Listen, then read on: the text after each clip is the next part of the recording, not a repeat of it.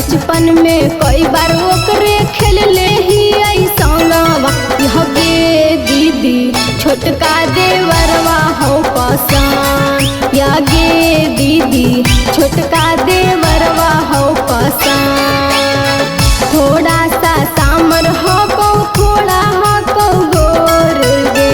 बचपन में कई बार ओकरे खेल ले ही संगवा। यह गे दीदी छोटका देवरवा हो पसंद। यह गे दीदी छोटका देवरवा हो पसंद।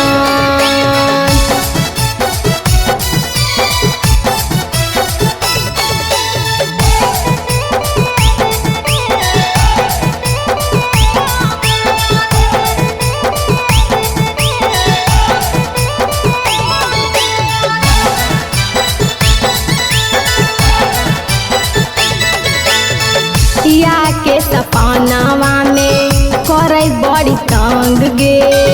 ओकरे ही बिना नाही लागे हमरा मन गे।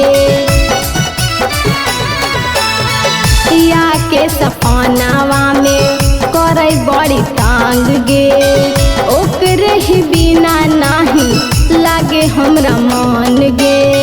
लागो है आई लव यू बोल दिया जल दी। अबरी लगन में हमरो लग जाते हरद। या गे दीदी छोटका देवरवा हो पसंद। या गे दीदी छोटका देवरवा हो पसंद।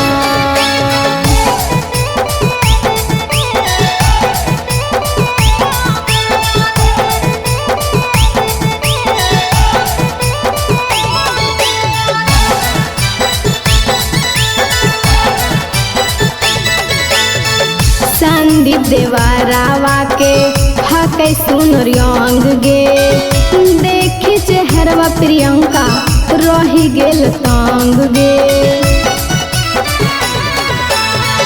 दीपक देवरवा के हकै सुनर अंग गे। देखी चेहरवा प्रियंका रही गेल तंग गे। ओकरे से होई गेल हमारा के प्यार गे। बहुत दिन कहियो दीदी हम इंतजार।